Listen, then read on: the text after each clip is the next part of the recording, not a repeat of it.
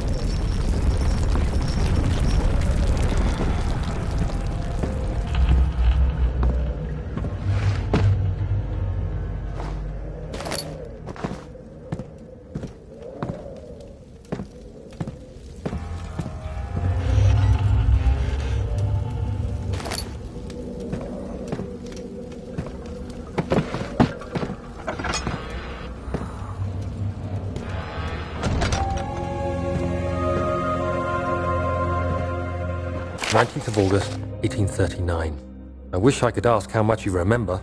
I don't know if there will be anything left after I consume this drink. Don't be afraid, Daniel. I can't tell you why, but know this. I choose to forget. Try to find comfort and strength in that fact. There is a purpose. You are my final effort to put things right. God willing, the name Alexander of Brandenburg still invokes bitter anger in you. If not, this will sound horrible. Go to the inner sanctum, find Alexander, and kill him. His body is old and weak, and yours, young and strong. He will be no match for you. One last thing. A shadow is following you. It's a living nightmare, breaking down reality. I have tried everything, and there is no way to fight back. You need to escape it as long as you can.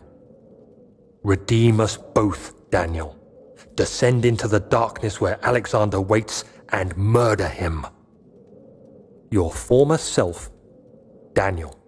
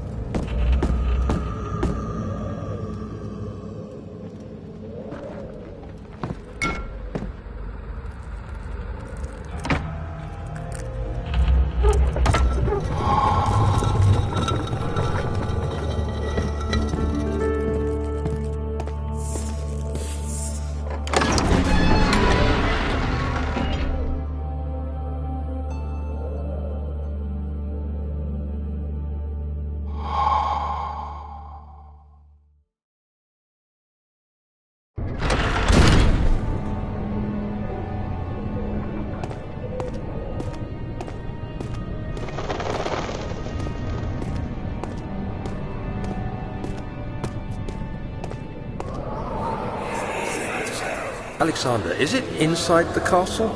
In a manner of speaking. Come, bring the lamp. You've been to the refinery, have you not? I don't believe I have. Is it connected to the... what did you call it? The inner sanctum. My most precious chamber, Daniel. And it lies well beyond the refinery. In fact, it lies beneath the very stone of Brandenburg.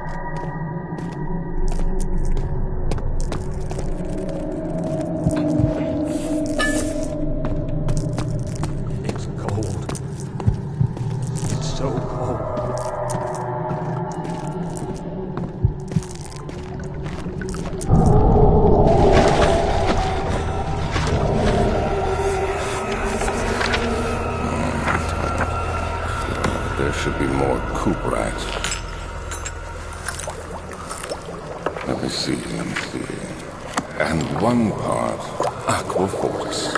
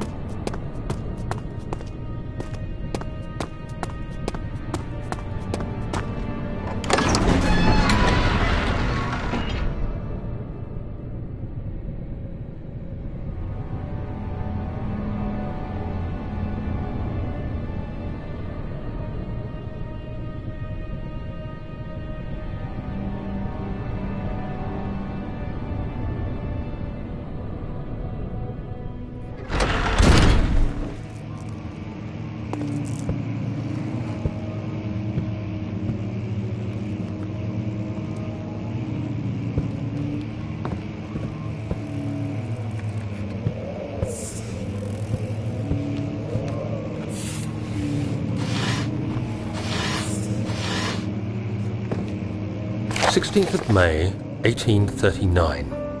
The unflinching African sun has continued to plague our expedition, making it impossible to dig until dusk. How Professor Herbert managed to find the location in these vast plains of nothingness remains a mystery to me. When I asked him about the tomb again, he told me about the legend of Tin Hanan, the mother of us all. An interesting story in its own right, but I can't help feeling there's more. Later that evening, we uncovered a passage beneath the dunes leading to a sand-covered stone structure. The professor was confident it was the tomb we sought and ordered the others to clear the way late into the dark, cold night. Tomorrow, I shall lead the men into the ancient structure, hoping to reach the burial chamber. No matter what the professor is keeping from me, The dig should yield something interesting to take back to London and the British Museum.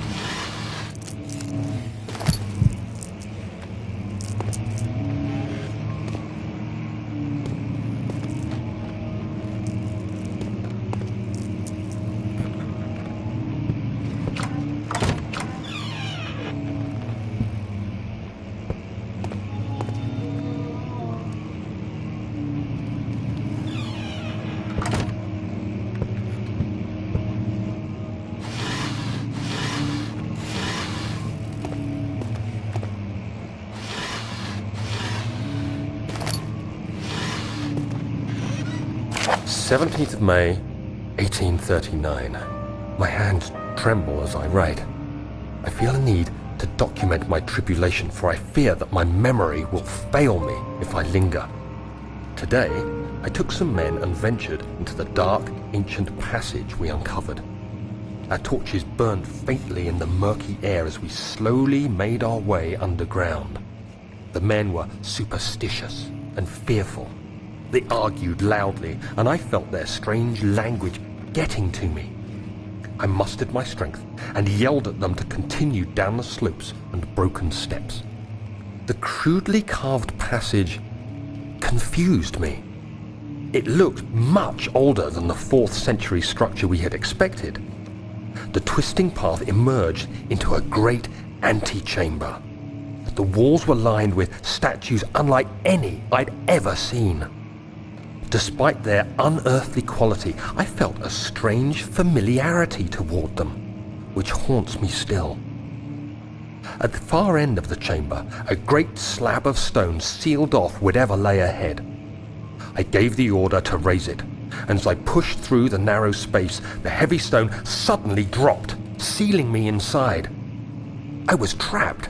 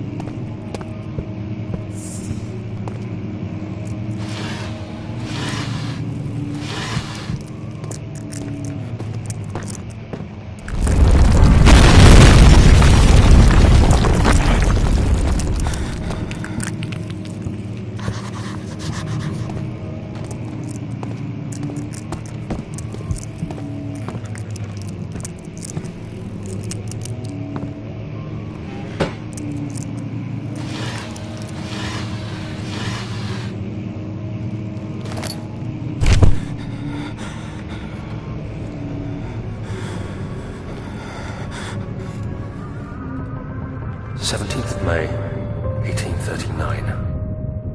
After pounding the unforgiving stone wall for what seemed like an eternity, I realized it was hopeless.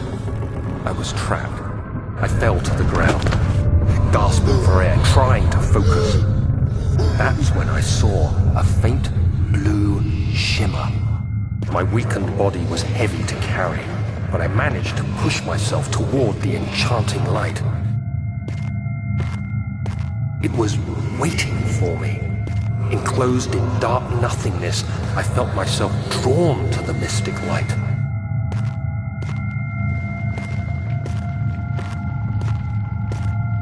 I reached out, closing it in my hands.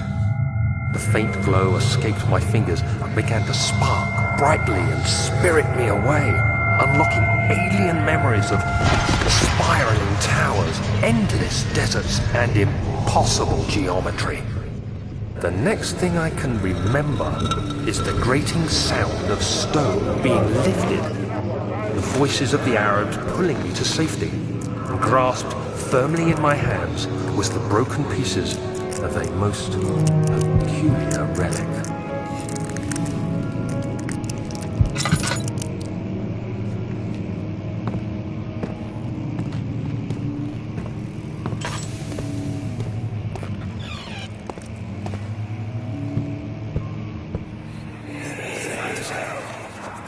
Much of the castle is old and hasn't been tended to for centuries. When the shadow arrives, it won't take long until things start falling apart. We're just buying time anyway. Let's do what we can.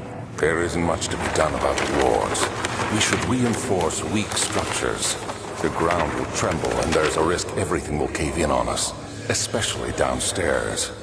Here, and there. Let's get the servants working on it.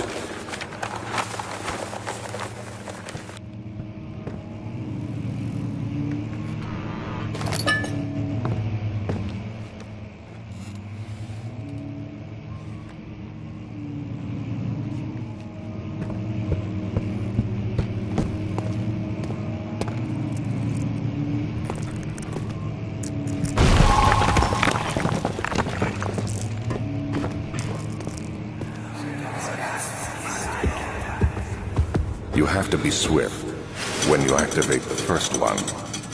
You hear that? If it stops, you'll have to start over.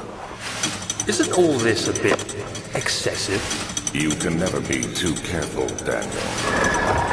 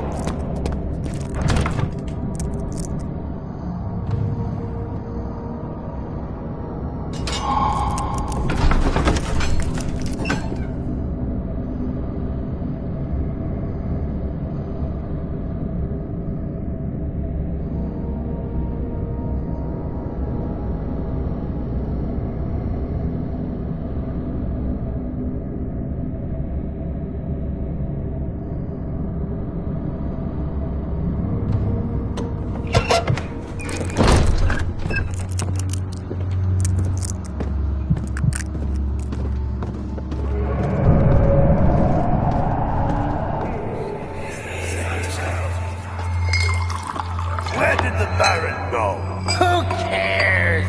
He left us enough wine to last us a lifetime. Or at least until tomorrow.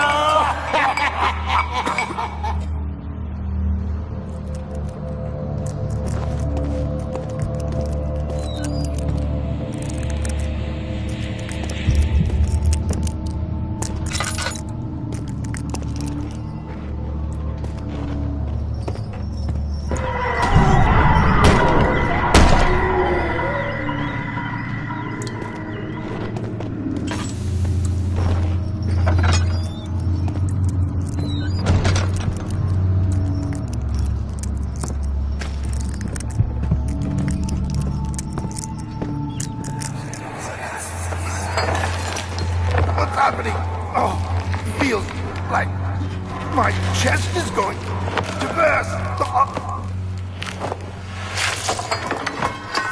My God! Wilhelm, do something! Except we're not getting out of here. How can you say that? Alexander, you piece of shit! Let us out of here!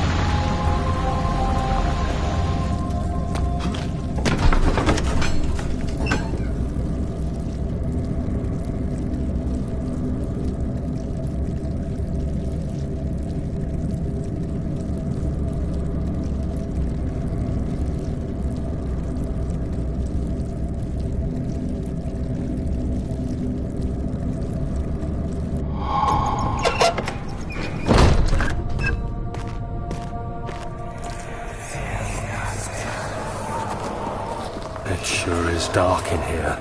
Yes, and there's a good reason for it. But you can light the lamp now if you wish. What's the reason? For the darkness, that is. Stay close. Be careful not to stray. What's the reason? Why is it so dark? Pay attention, Daniel. It's important that you keep going straight and make sure not to stray.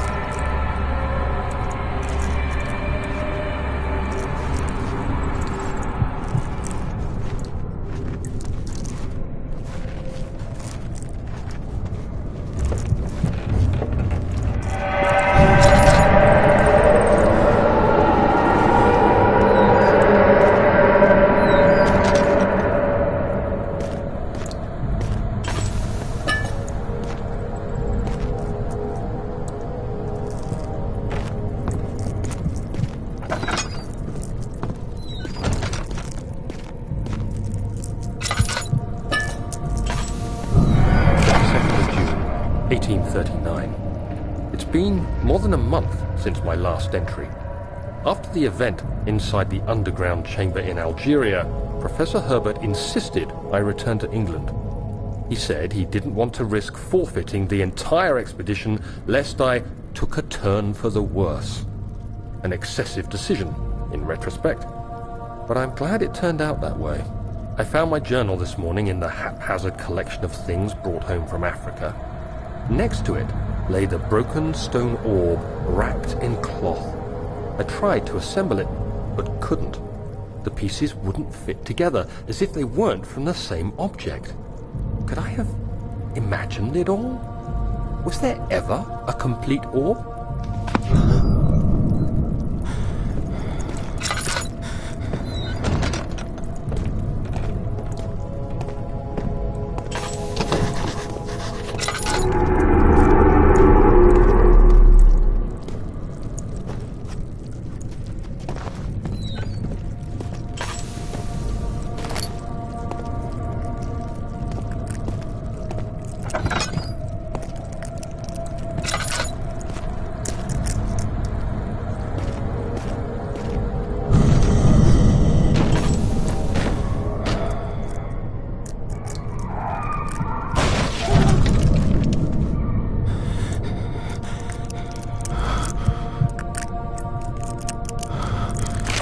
June 1839. I feel the need to continue this journal, even though it was intended for my journey to Africa. This must be something very important. I just know it. I've taken it upon myself to piece the orb back together, but it's been more difficult than one might think. The pieces are behaving strangely. They seem to change color, shape, and texture, but ever so slightly. Yesterday, I took careful measurements and notated any significant markings. Today, I confirmed my suspicions. They were changing. I was terrified and rushed off to see the finest geologist in London, Sir William Smith. I approached the subject with care, and we discussed how rocks change form. He told me about the nature of glass, how it eventually collapses on itself, like ice slowly melting over the course of centuries. Smith eased my mind a bit, but I can't escape the feeling that these shards have otherworldly properties.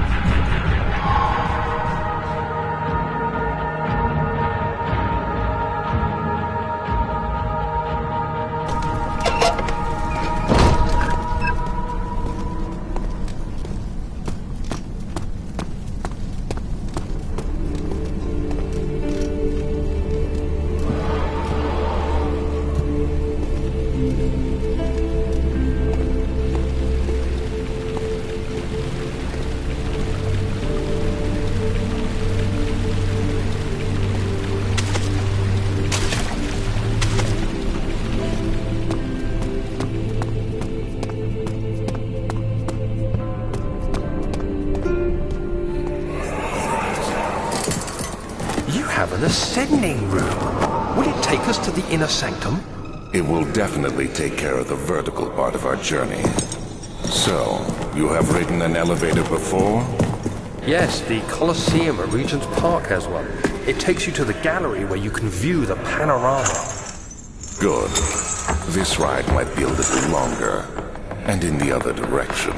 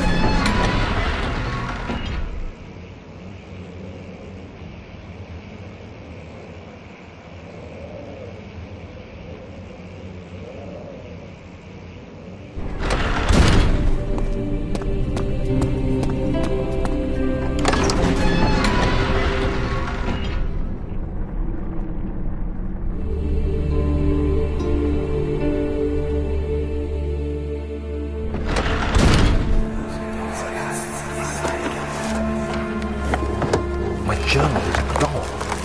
What would they want with my journal?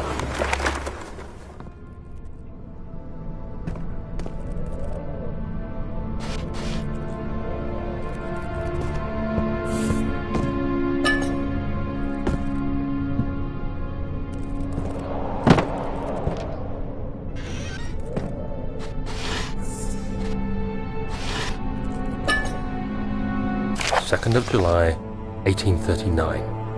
I received a letter today from the Algerian governor's office disclosing the fate of Herbert's expedition. About a week after my departure, Abdullah, one of the men traveling with us, returned from the desert. He was badly injured, as if maimed by a lion. The man rambled deliriously about the expedition being attacked by something horrible. The French quickly dispatched a search party to look for the expedition. After searching for days, they found the camp abandoned without any trace of Herbert or his men. Tomorrow, I'll retrieve the things they recovered from Herbert's tent at the customs house. I don't know what to make of it, but I'm worried for him.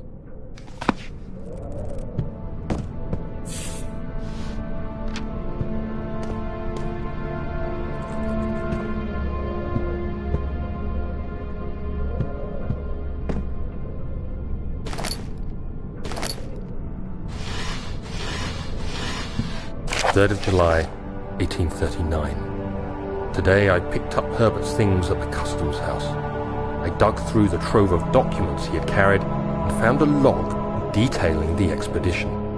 The nature of this text ranged from quick notes to colourful accounts of transpired events. I skimmed the pages, trying to figure out what might have happened. May 17th, the day I was trapped inside the orb chamber, Herbert dryly states, "Recovered Daniel after 1 hour of entrapment." This confused me greatly. I was suffocating within minutes. How could I have lasted an hour? I continued reading the peculiar text. Herbert states his facts without judgment or passion, but suddenly I could read frustration into his text. He pushed his men to investigate the underground tomb, an effort which seems to have strained the minds of his men. Madness spread through the ranks, and Herbert had to take some extreme measures to continue. He finally visits the chamber himself, where he retrieves the orb to the surface. His account confuses me greatly. If he has the orb, what are those pieces in my drawing room?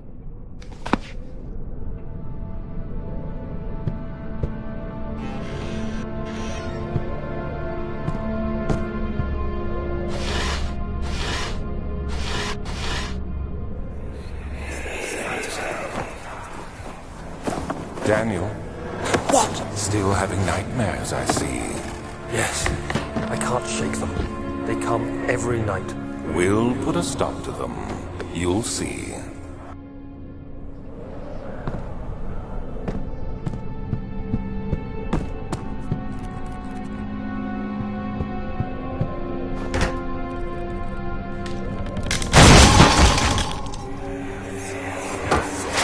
The key.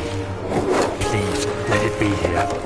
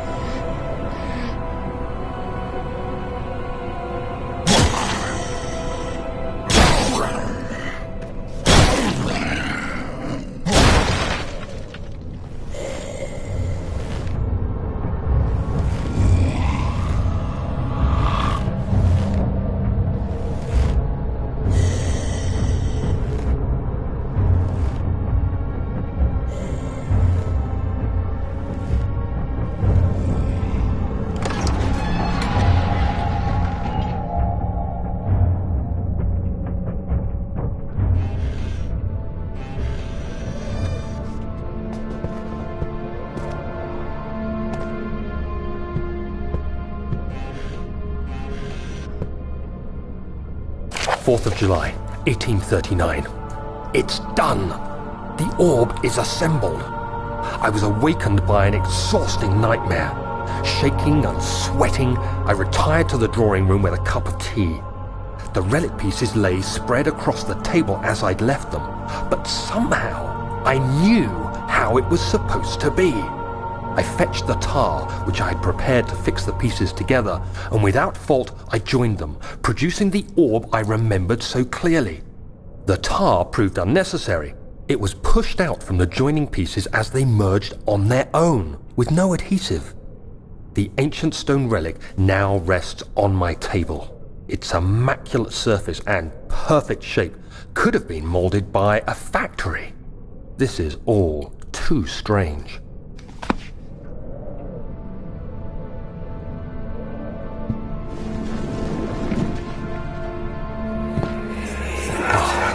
Thank God, there it is. I guess it is a good place to hide it then.